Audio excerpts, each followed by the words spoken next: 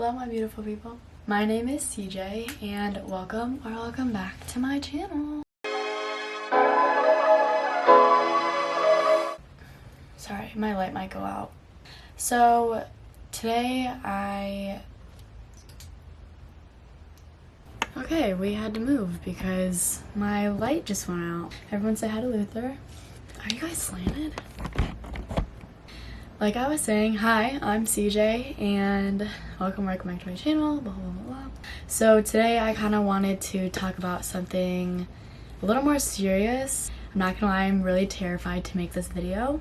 It's kind of the reason I started my YouTube channel, but I've been procrastinating it. But after talking to a couple people, my girlfriend, my professor, and some other people around me, they all really encouraged me to make this video.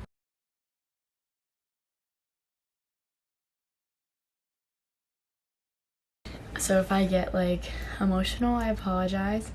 In my About Me video I filmed a couple weeks ago, I talked about how I really wanted to emphasize on this channel like mental health and mental illnesses and talk about things that people don't like to talk about. Because the reason people don't like to talk about things, or the reason people get uncomfortable around certain illnesses, is because it's not talked about enough. I really wanted to film this video because when you look up BPD on YouTube, you literally can't find like anything.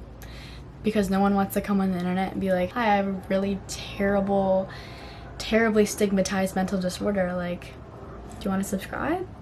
But I think it's so important that there are people that come out to the internet and who talk about it, and who talk about it in the real way that it is, and not in this demonized form. And so I'm like really scared, but it's my story.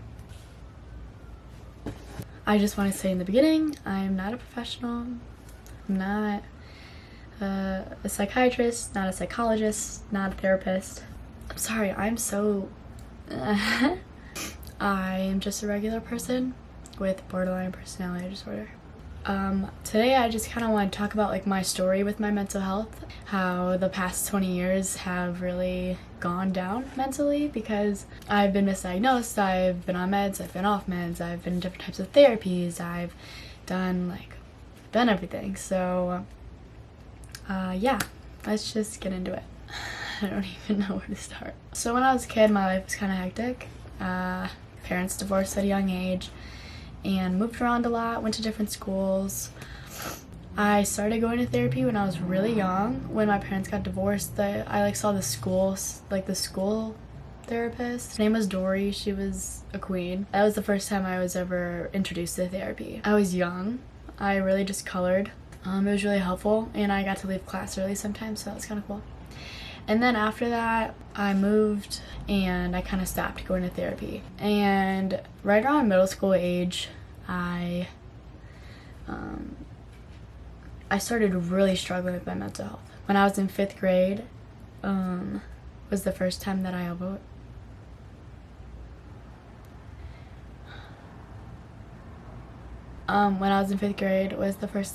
self-harmed. I didn't really understand why I was doing what I was doing. I didn't really understand what I was doing, but I was 9-10 years old. I continued to do it for about 8 years. On and off, I would do it, and then I'd be like months or even a couple times years clean, and then I would relapse. And I really struggled with this. And so middle school, 5th grade's right when I really started thinking I think something's wrong. I think something isn't right. I think something's not normal. I would have these mood swings, and I don't even know how to say it, but I would switch friend groups a lot. I had unstable relationships. I would cling to certain people, obsess over them almost, and put them on a pedestal, and then if they did something, I would go from loving to hating them within a split second. I got really frustrated because I didn't know what was wrong with me. Freshman year of high school, I went to therapy. I didn't like my therapist. He was a religious therapist, and it just wasn't for me. And I went, he was like, I think you have depression and anxiety. And I was like, okay. And so kind of went with that diagnosis, got put on my first SSRIs. Those did not do anything. They didn't do anything. I just felt like I was taking a pill felt like I was experiencing all the negative side effects of SSRIs and antidepressants, and I wasn't getting any of the benefits.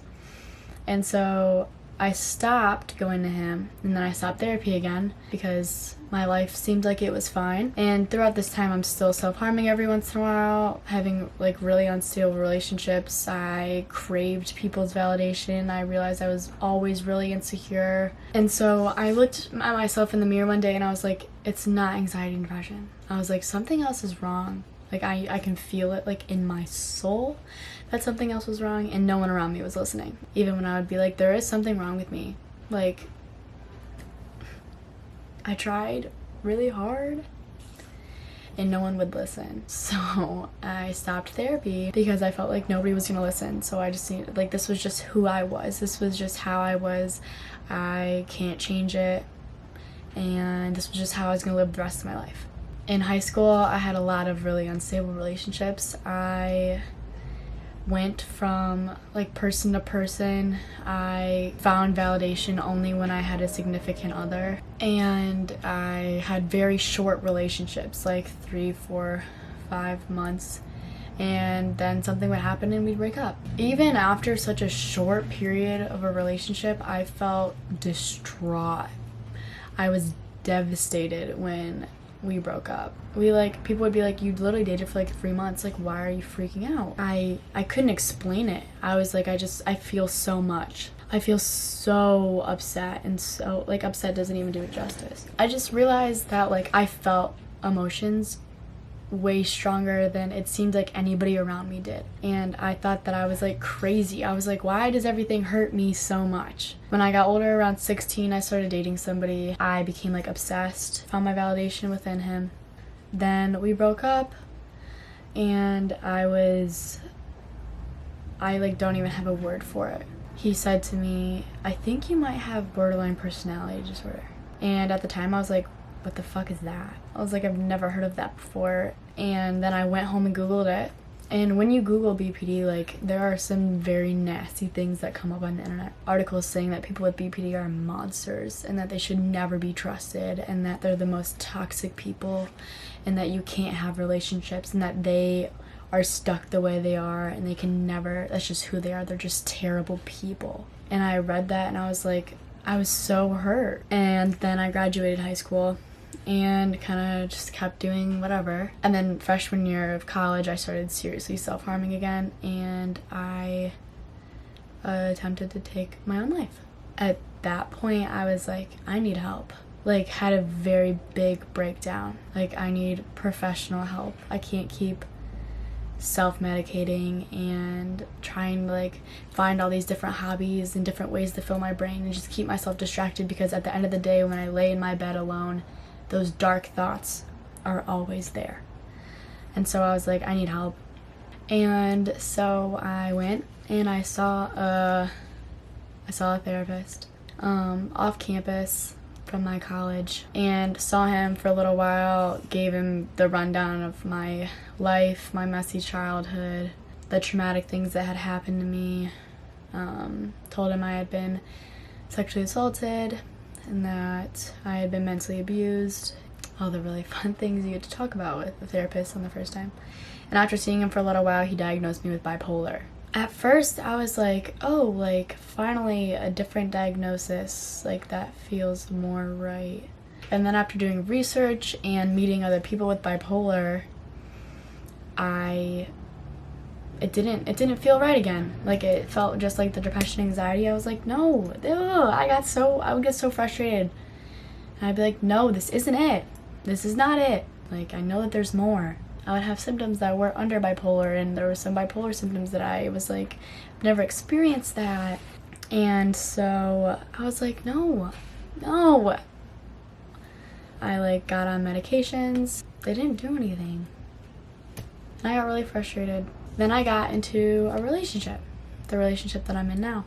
And I like kind of warned her up front. I was like, listen, I've never had a very long relationship. I really struggle with like my mental health. And I remember her just like holding me and being like, I don't care. She was just like, I love you and I don't care.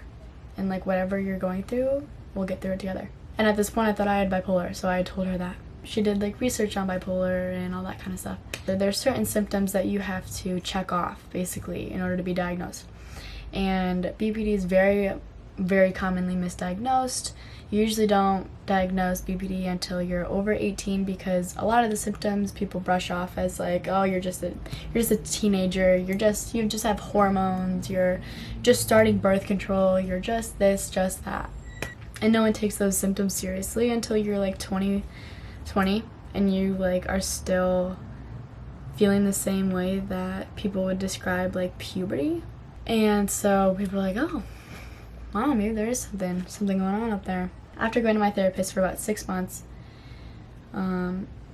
6 or 8 months, my therapist was like, can I ask you some questions? And I was like, yeah, isn't that your job? And so he asked me these series of questions, and at the end he's like, have you ever heard of borderline personality disorder? And my like memory of like me being 16 and having this boy telling me that he thinks I have it like came back. And I was like, yeah, I have. He was like, I believe that you have borderline personality disorder. And those words kind of like shook my world. It was so bittersweet because I finally had been diagnosed with the right thing. I had finally had a word, a language to what I was feeling. But at the same time, I was like, wow, I have that disorder that everybody calls a monster.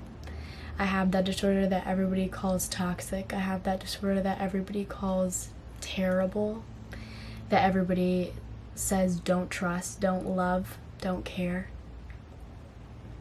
I have that.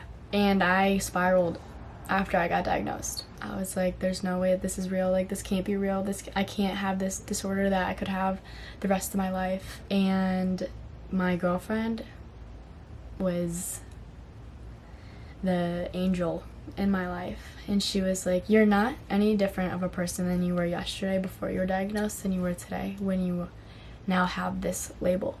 She constantly reassured me. She constantly made sure that I would stay off Google and Reddit and that I wouldn't be reading those articles. She constantly reassured me that like I wasn't a monster, because even though I hadn't done a lot of the things that people were like stigmatizing on the internet, I still associated myself with those terrible things because I had something in common with them. And so I kind of spiraled, and she held my hand and she pulled me out, and she every single day since has said, I love you, no matter your label, no matter the prescription, no matter the disorder. She's like, I love you for you, and that includes everything that's up there. And she did research on it, and she would like come to me and she would be like, you know what, look at all these amazing things that people with BPD do. They feel deeply, they have so much empathy, they're so loyal, they're so artistic, they're so creative, they're so strong.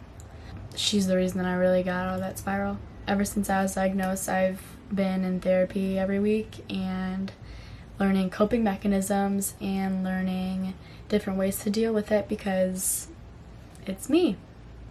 I can't change it. I can't change how I feel, but I can change how I react, and I can change how I act. It is a struggle every single day in my life, not even just in my relationships. It's been really scary, but today, sitting here, I can tell you that I am the strongest that I've ever been, that I have taken those negative actions, those negative behaviors that I used to do in high school, and I have changed them. I've learned how to cope with them. I'm clean from self-harming, and so if you're watching this and you're thinking that there's no hope to become better, if there's no hope, that you're just like, I hate this illness, I'm a monster, I'm crazy. You're not crazy. You're not a monster. You are a person with borderline personality disorder. You are not borderline personality disorder. If people look at you differently and treat you differently because of something that goes on inside your head, because of trauma and stuff that you endured as a kid, then you don't need those people in your life. So I plan on doing more videos about this. I know that was kind of like a ramble. I'm sorry, my brain is kind of everywhere. And I haven't talked about this on the internet because I get really scared of what people will think. But I think that it's time that people stop stigmatizing BPD as this demon thing and start talking about it more. It takes a couple people to start talking about it for it to spread. So if that means I have to be scared for a little while and get out of my comfort zone just for someone else, anybody, one person, to feel like they belong or feel more okay or to feel like they're not crazy, then that is a risk I'm willing to take every single day. So I hope that you enjoyed this little ramble session of my mess of a head. Just know that there are people like you, and I'm in a very happy, healthy relationship of just under a year and a half, and I don't think it's gonna end anytime soon. And it gets better. You learn. It takes a lot of work. I won't lie to you, it's hard. It takes a lot of work, but you're gonna be okay.